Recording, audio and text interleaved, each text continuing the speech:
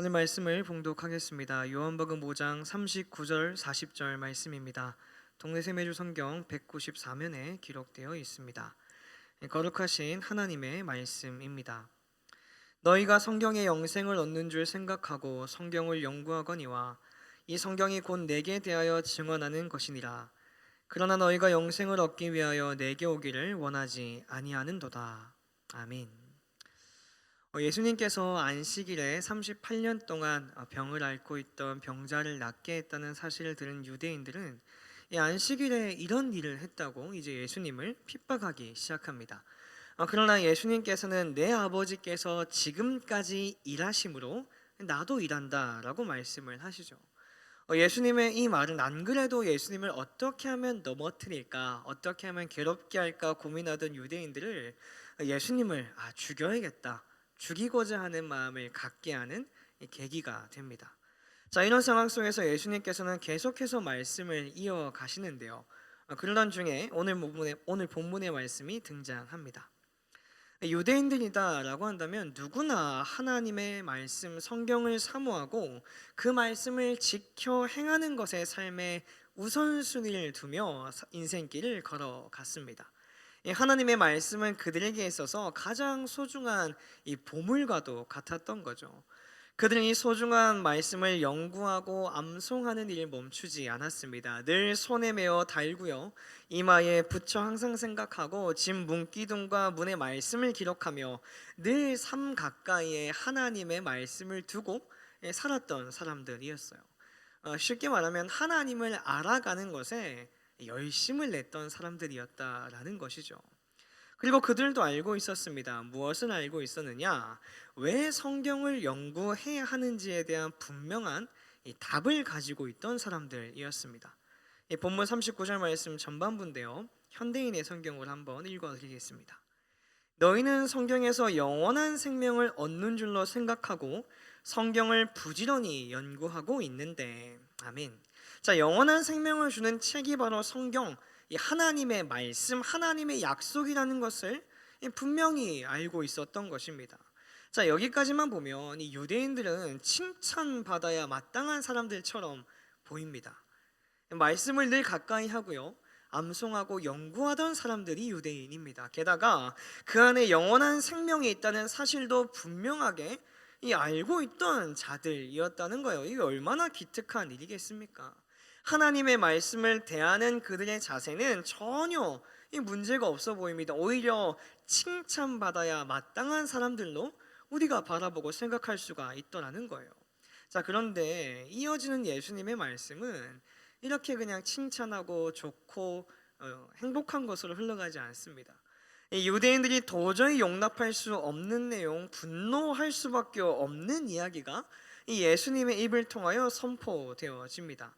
39절 후반부 말씀과 40절 말씀인데요, 현대인의 성경입니다. 바로 이 성경이 나를 증거하고 있다. 그런데도 너희는 나에게 와서 영원한 생명을 얻으려고 하지 않는구나. 아멘.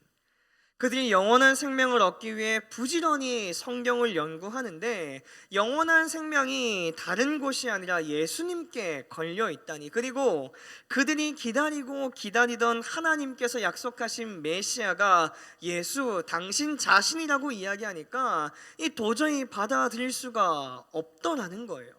하나님의 말씀이 영원한 생명이라는 거 인정합니다. 그게 맞다고 생각합니다. 알아요. 그러나 그 영원한 생명이 예수님께 걸려 있다는 사실을 도저히 받아들일 수가 없었다라는 거죠. 왜 그럴까요? 그들이 기대하고 상상하던 메시아의 모습과 오늘 그들이 마주하고 바라보는 예수님의 모습은 너무나 큰 차이가 존재하더라는 거예요. 하나님의 계획, 하나님의 뜻보다 자신들의 계획, 자신들의 뜻이 훨씬 더 커져 버린 것이죠. 영원한 생명 사모합니다. 여전히 그것을 기대하고 소망합니다. 그러나 그 영원한 생명을 주시는 길이 예수님께 있음을 보지 못한 것이죠. 인정하지 않는 겁니다. 눈이 가리워진 거죠. 그러니 그저 내 눈에 옳은 길, 내 눈에 맞는 길을 요구하는 어리석은 자로, 영원한 생명의 통로를 십자가에 못 박는 자로 남겨지게 되는 것입니다. 사랑하는 말씀상 공동체 성도님들, 이 오늘 예수님께서 어리석은 유대인들에게 하시는 이 책망의 목소리를 마음 깊게 새기는 우리가 되었으면 좋겠습니다.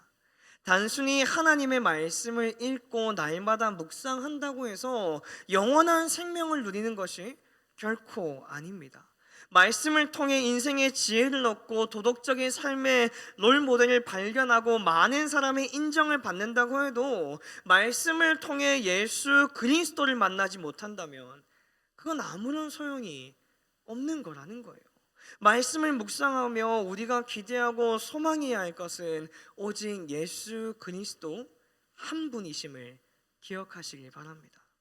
오직 예수님만이 길이요 진리요 생명이라는 사실을 다시 한번 마음에 새기며 다른 것을 구하고 기대하는 것이 아니라 가장 존귀한 그 이름, 영원한 생명의 주인 되시는 예수님을 만나는 그 은혜의 시간을 사모하며 살아가는 우리가 되기를 소망합니다. 그렇게 주어진 오늘을 살아갈 때 우리가 누리는 이 영원한 생명을 바라보며 이 땅을 살아가는 많은 사람이 예수님을 그리스도라 고백하는 놀라운 기적, 약동하는 생명을 우리는 보게 될 것입니다.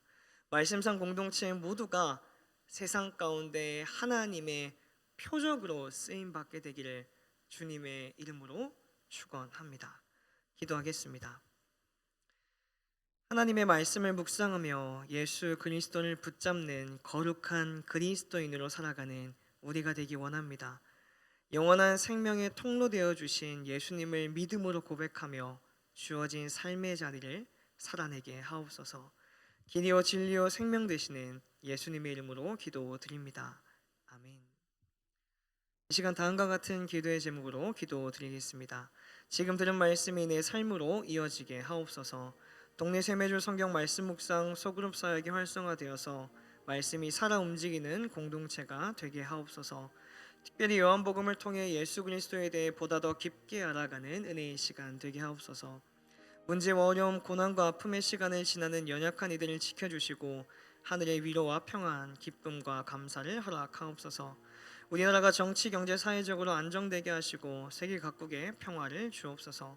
공동기도문의 기도 제목과 각자의 기도 제목을 따라 기도하시다가 삶의 자리로 나아가시겠습니다. 기도하겠습니다. 사랑과 은혜가 풍성하신 아버지 하나님 감사합니다.